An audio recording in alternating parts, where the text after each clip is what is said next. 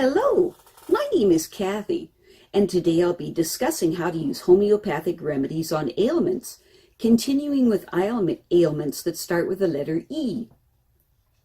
But before I do this, I wanted to let you know that because I have a great many videos now on many different topics, that I've decided to make several different video playlists so that it's easy to find the videos of greatest interest. So please check out my playlist page. Please refer to my How to Use Homeopathic Remedies video before using the material in this video.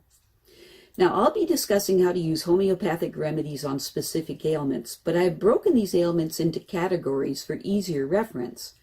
I'll begin with ailments of the mind and emotions, then I'll move on to ailments of the brain and nervous system, and then I'll address the issues with the skin, nails, hair, eyes, ears, nose, teeth, gums, lungs, respiration, blood, heart, circulation, muscles, bones, joints, esophagus, stomach, duodenum, small, large intestines, liver, gallbladder, pancreas, ailments of the kidney and bladder, then ailments specific to women and then specific to men, then issues of the hormones and metabolisms, and after that I'll address issues of the homeopathic remedies on infestations and in the immune system, then issues surrounding fertility and pregnancy and surrounding childbirth and postnatal problems, then homeopathic remedies that address special problems in infants, ailments and diseases in childhood, and special issues of adolescence, and finally special issues of the elderly.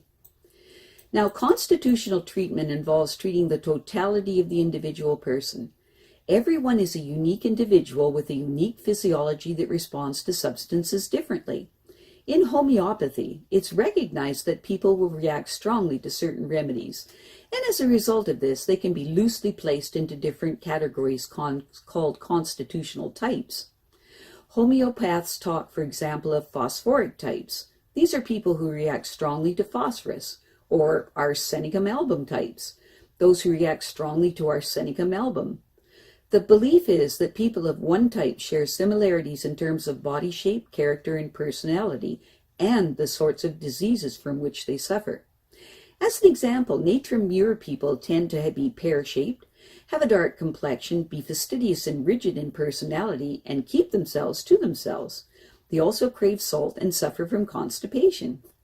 As another example, lycopodium types tend to be tall, gangly, and of stooped appearance, with an anxious expression and a craving for sweets, and a propensity to produce intestinal gas.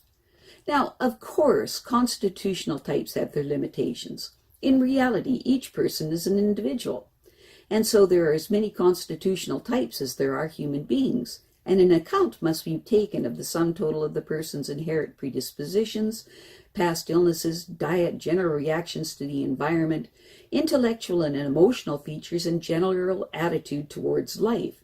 This is what is meant by constitutional treatment.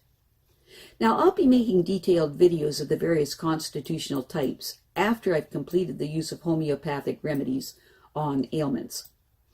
The ideas, procedures, and suggestions in this video and all my homeopathic videos are not intended as a substitute for the medical advice of a trained health professional. Consult your physician before adopting the suggestions in this video. If you're pregnant, do not attempt these techniques with the approval of your physician. So, let's continue with learning how homeopathic treatments can help with eye ailments. Today, we will continue with eye ailments that begin with the letter E.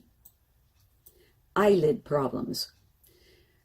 Blepharitis causes crusting and redness around the edge of the eyelids, often associated with dandruff. If left untreated, flakes of skin may enter the eye and cause conjunctivitis, or the eyelashes may fall out. Like dandruff, this condition is deep-rooted and best treated constitutionally. Orthodox treatment is by an antibiotic or steroid ointment that suppresses rather than cures the condition. Specific remedies to be taken every 4 hours for up to 2 weeks. When eyelids are red and gummy, use Hepar sulph 6C. When eyelids are red and swollen and gummy in the morning, use Graphites 6C. Where itchiness is the main complaint, use Calcarea 6C. When lids are sore and burning, with tiny ulcers that are made worse by bathing eyes in water, use Sulphur 6C. Some self-help measures. Last thing at night, bathe the eyelids with saline solution to make this. Take 1 teaspoon of salt to a glass of warm water, and then lightly apply calendula ointment. Reduce the intake of animal fats and take 1 tablespoon of cold-pressed linseed oil daily.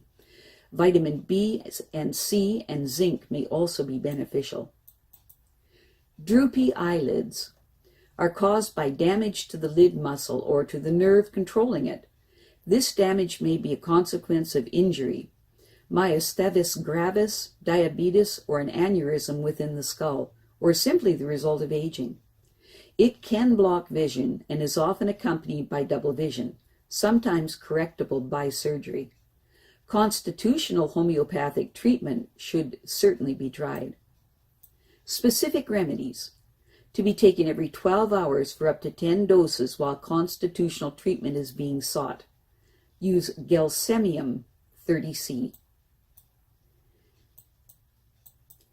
Ectropion is a turning outward of the lower lid as the lid muscles become lax, exposing the lower part of the eyeball and preventing tears from draining into the tear duct. Tears will run down the cheek instead.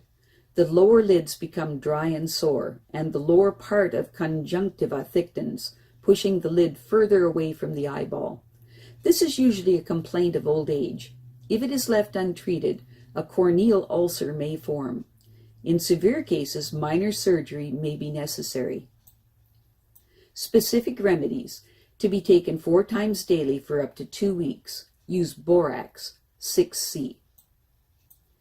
Entropion is a turning inward of the lower lid due to contraction of the muscles around the lid margin, causing conjunctivitis or a corneal ulcer, as inturned lashes irritate and scratch the eyeball.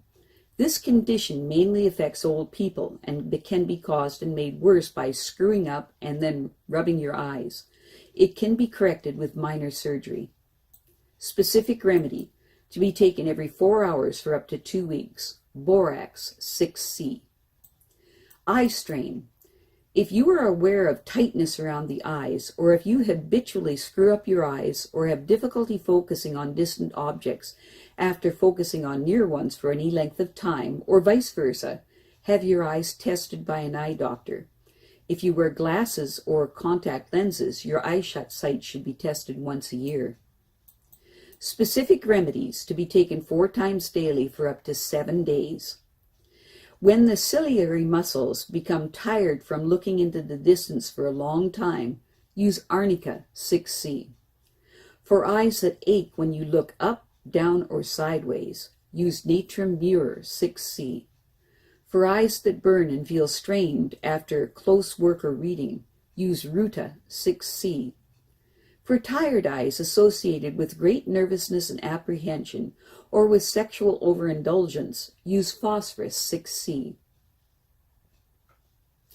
I have a great many videos now on many different topics, and so I've decided to make several different video playlists so that it's easier to find the videos of greatest interest. So please check out my playlist page. Well, that's it for now. To stay up to date with my latest videos, make sure to subscribe to this free YouTube channel by clicking the red subscribe button right below this video. Take care.